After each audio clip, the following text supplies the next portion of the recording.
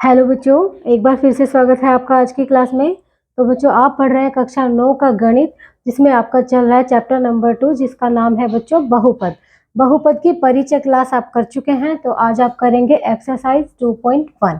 तो ये एक्सरसाइज, ये चैप्टर आपका एनसीईआरटी बुक से हम करा रहे हैं, ठीक है। तो इसमें पहला प्रश्न आपका इस प्रकार है कि निम्नलिखित व्यंजकों में कौन कौन एक चर में बहुपद है और कौन कौन नहीं है, कारण के साथ उत्तर दीजिए। अब देखिए बच्चों, ये आपको व्यंजक दिए हैं। कितने व्यंजक हैं बच्चों? ये 5 व्यंजक हैं। मैंने आपको बताया था व्यंजक कब बनता है, जब चर की गुना करा देते हैं अचर से, या फिर चर और अचर को जोड़ देते हैं, या फिर घटा देते हैं, या फिर भाग करा देते हैं, तब हमारा क्या बनता है बच्चों? हमारा बनता है व्यंजक, ठीक है। अब व्यंजक बहुपद कब बनता है, तो मैंने आपको ये भी बताया था। व्यंजक बहुपद कब बनता है? जब चर की घात प्राकृत संख्या होती है या पूर्ण संख्या होती है, तब वो बहुपद बनता है, ठीक है बच्चों। देखिए, तो पहला हम चेक कर लेते हैं कौन कौन एक चर में बहुपद है। एक चर मतलब उसमें चर केवल एक होना चाहिए, या तो x या फिर y या z, कुछ भी हो सकता है आपका चर, ठीक है। चलिए पहला चेक कर लीजिए आप। देखिए ये कैसा है आपका, इसमें देखिए चर क्या है आपका? x है चर, एक चर है, केवल x है। इसमें x के अलावा तो कुछ नहीं दिया ना, केवल x ही दिया हुआ है। और इस चर की पावर कितनी है? पावर मतलब घात। यहाँ पर कितनी है? 2, यहाँ पर कितनी है? 1। तो 2 भी एक प्राकृत संख्या है, 1 भी एक प्राकृत संख्या है। तो इसका मतलब क्या है कि ये आपका बहुपद है। तो आप क्या लिखेंगे कि इसमें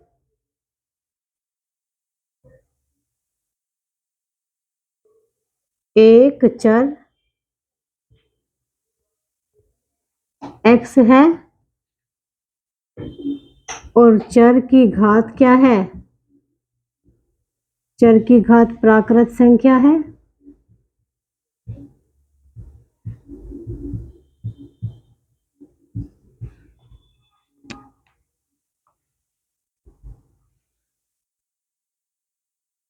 अतः यह एक चर में बहुपद है। तो ये क्या है बच्चों? एक चर में बहुपद आपका है, ठीक है। चलिए दूसरा हम चेक कर लेते हैं। दूसरा देखिए बच्चों, y² प्लस √2।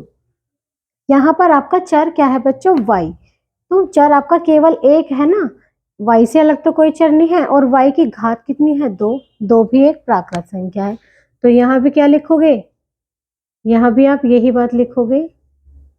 इसमें एक चर क्या है? y है और चर की घात भी प्राकृत संख्या है।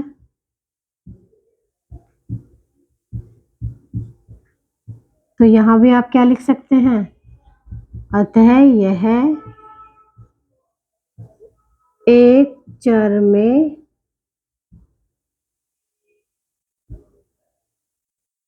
बहुपद है, ठीक है बच्चों। ठीक इसी प्रकार तीसरा दिया है आपका 3√t प्लस t√2।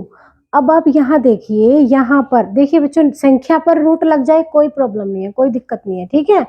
इससे कुछ फर्क नहीं पड़ेगा। लेकिन जब आपके चर पर रूट लग गया, तो ये आपका बहुपद नहीं होगा। जहां पर चर की पावर रूट में दे दी ना, रूट का मतलब क्या है? रूट टी का मतलब क्या है? रूट टी का मतलब है टी की पावर 1/2 है, ठीक है।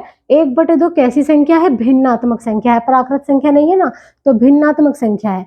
तो यहाँ जो आपका चर दिया है t, उसकी पावर क्या है बच्चों? एक भिन्नात्मक संख्या है। तो क्या लिखेंगे यहाँ? इस ये लिखेंगे, इसमें एक चर t है, परंतु चर की घात भिन्नात्मक संख्या है बच्चों। कैसी संख्या है? भिन्नात्मक संख्या है। तो क्या लिखेंगे आप?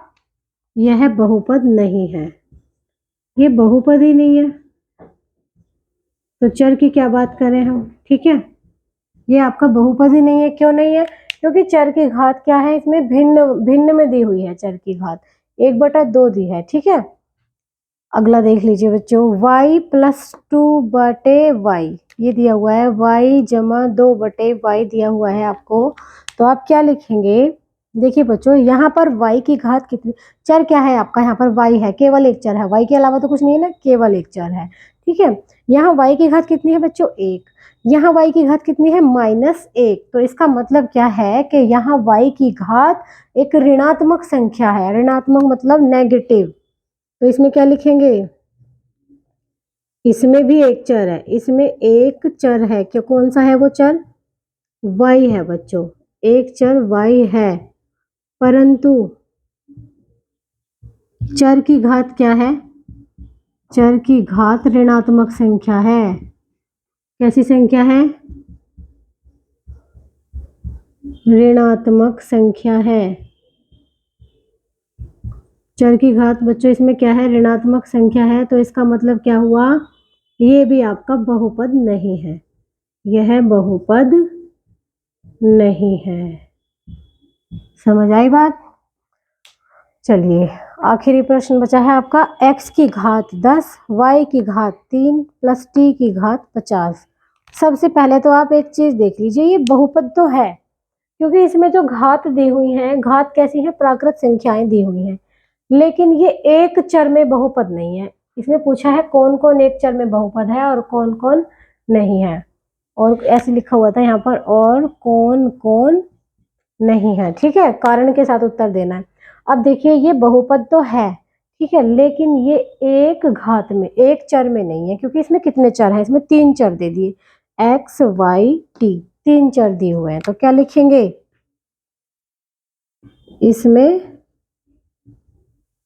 3 चर दिए हैं, 3 चर x y व t हैं। ठीक है, अतः यह एक चर में बहुपद नहीं है। बहुपद तो है, लेकिन एक चर वाला नहीं है, इसमें 3 चर वाला बहुपद है ये। ठीक है बच्चों, चलिए इसको नोट कर लीजिए।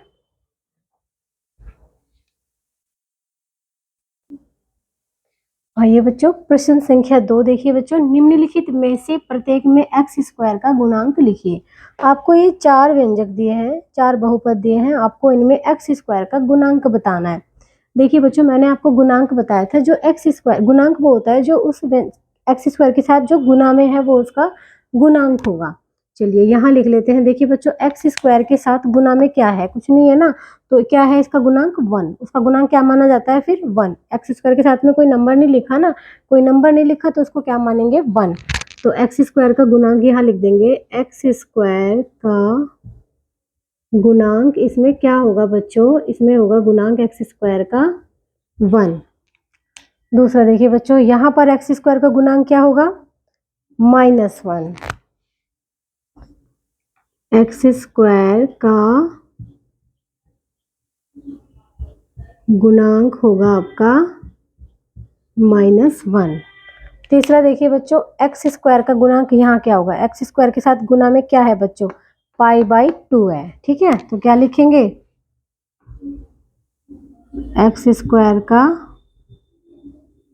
गुणांक होगा यहाँ पर बच्चों π/2।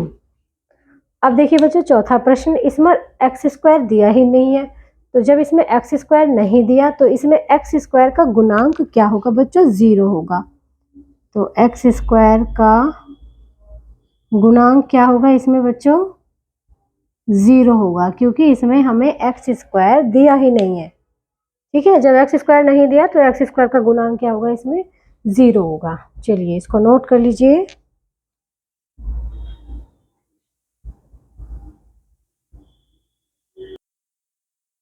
आइए बच्चों, प्रश्न संख्या 3 और 4 मैंने एक साथ लिख लिए हैं। प्रश्न संख्या 3 देखिए आप, 35 घात के द्विपद का और 100 घात के एक पदी का एक एक उदाहरण दीजिए। देखिए बच्चों, इसमें क्या लिखा है कि 35 घात वाले एक द्विपद का मतलब ऐसा बहुपद लिखना है हमें कि जिसकी घात तो 35 हो, ठीक है, और वो द्विपद हो। द्विपद मतलब उसमें दो पद हो, ठीक है। तो कुछ भी आप लिख सकते हैं, 35 घात होनी चाहिए, बस ये ध्यान रखिए। तो आप लिखेंगे 35 घात के की जगह का लिखेंगे, 35 घात का द्विपद किस तरह से आप लिख सकते हैं, x की घात 35 प्लस 2x, इस प्रकार से आप लिख सकते हैं। देखिए घात कितनी है इसकी, 35। घात क्या होती है, अधिकतम घात। यहाँ पर एक घात है, यहाँ 35, तो कितनी घात मानी जाएगी इसकी, 35 मानी जाएगी। तो ये 35 घात का द्विपद हो गया, ठीक है। अब 100 घात का एक पद ही लिखना है, मतलब एक ही पद होना चाहिए, लेकिन घात कितनी होनी चाहिए उसकी, 100 होनी चाहिए। तो यहाँ लिख देंगे हम 100 घात का एक पदी बहुपद। 100 घात का क्या होगा, x की घात 100 लिख दो, बहुत सिंपल है। एक पद होना चाहिए, लेकिन इसमें लिखा है एक पदी। 100 घात का एक पदी का एक एक उदाहरण दीजिए, ठीक है। एक पदी बहुपद का एक एक उदाहरण दीजिए।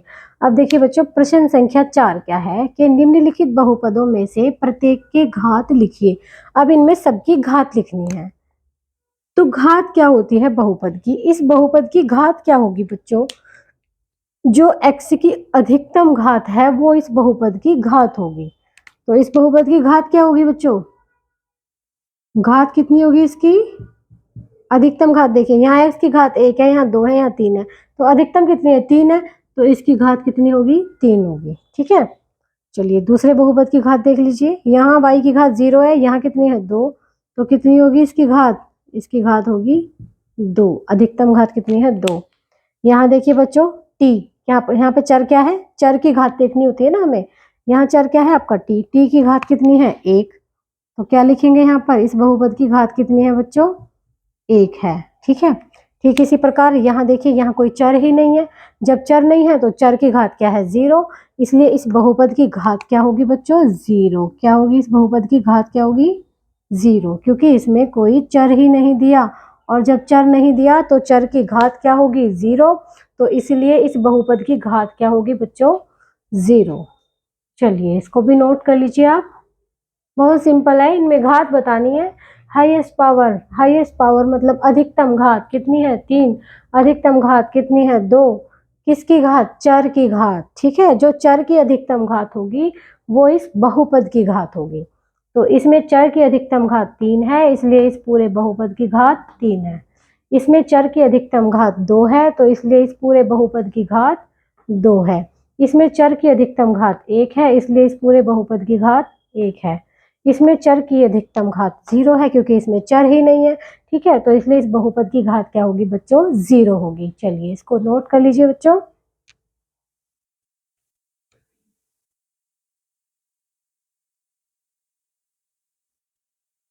आइए बच्चों, प्रश्न संख्या 5 आपके इस प्रकार है कि निम्नलिखित को रैखिक द्विघात और त्रिघात बहुपद में वर्गीकृत कीजिए। आपको ये व्यंजक बहुपद दिए हैं, आपको ये बताना है कि रैखिक बहुपद कौन सा है, द्विघात कौन सा है, त्रिघात कौन सा है। चलिए पहले तो इनकी घात पता कीजिए। इस बहुपद की घात कितनी है, घात कितनी है इस बहुपद की बच्चों, 2 घात है। x की अधिकतम घात कितनी है बच्चों, 2। 2 यहाँ पे, 1 यहाँ पे, लेकिन हम अधिकतम को घात मानते हैं, तो घात कितनी है, 2। अब जिसकी 2 घात है तो ये कौन सा बहुपद होगा, ये होगा आपका द्विघात बहुपद, ठीक है बच्चों। चलिए इसी प्रकार इस बहुपद की घात देख लीजिए कितनी है, यहाँ पर 1 है, यहाँ 3 है, तो अधिकतम कितनी है, 3 है। तो इसकी घात कितनी है, आप यहाँ लिखिए, घात कितनी है बच्चों इस बहुपद की, 3 घात है। तो इसलिए ये कैसा बहुपद होगा आपका, ये होगा आपका त्रिघात बहुपद। ठीक इसी प्रकार इसका अगला प्रश्न है, y plus Y square plus 4, x की अधिकतम घात कितनी है बच्चों, 2। तो घात कितनी है, सॉरी x की नहीं, y की, यहाँ पर 4 आपका y दिया है, तो y की अधिकतम घात कितनी है बच्चों, 2। तो ये कैसा बहुपद है आपका, ये है आपका बच्चों द्विघात बहुपद। कैसे बहुपद होगा आपका ये द्विघात बहुपद। यहाँ देख लीजिए बच्चों, x की अधिकतम घात कितनी है, यहाँ पर 1 है ना, तो यहाँ इसकी घात लिख दीजिए। पहले घात कितनी है इसमें, 1 है। तो कैसा बहुपद होगा बच्चों ये, रैखिक बहुपद। मैंने आपको बताया था जिसकी 1 घात होती है तो वो आपका कौन सा बहुपद होता है, रैखिक बहुपद होता है। ठीक है बच्चों, चलिए इसमें देख लीजिए, इसमें आपका चर क्या दिया हुआ है बच्चों, चर आपका दिया हुआ है इसमें टी। टी की अधिकतम घात कितनी है, एक ही बार दिया है टी, तो टी की घात कितनी है 1। तो कितनी घात है बच्चों, चर की घात कितनी है 1। तो कैसा बहुपद होगा, ये भी आपका होगा बच्चों रैखिक बहुपद। ठीक है, यहाँ देखिए बच्चों क्या दिया हुआ है, चर आपका आर दिया हुआ है। आर की घात कितनी है 2। तो अधिकतम घात कितनी है आपके पास, कितनी घात है आपकी, चर की घात कितनी है बच्चों 2। तो ये भी आपका कैसा बहुपद होगा, द्विघात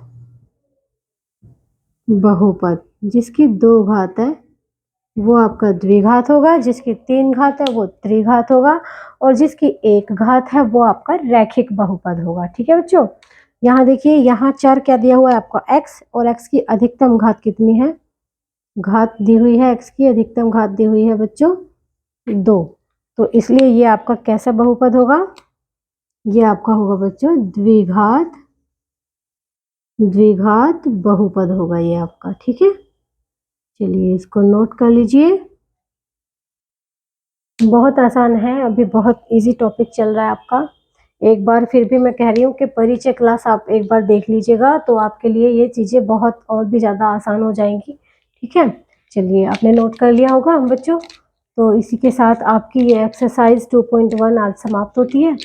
तो फिर हम आपसे मिलते हैं अगली क्लास में एक्सरसाइज 2.2 के साथ। तब तक आप इसको अच्छे से समझ लीजिए। अगर आपको ये चीज़ें समझ नहीं आई तो आप एक बार परिचय क्लास ज़रूर देख लेना, आप एक बार चेक कर लेना, डिस्क्रिप्शन में आपको लिंक मिल जाएगा, तो आप एक बार एक परिचय की क्लास ज़रूर देख लीजिएगा। ठीक है बच्चों, चलो फिर मिलते हैं अगली क्लास में।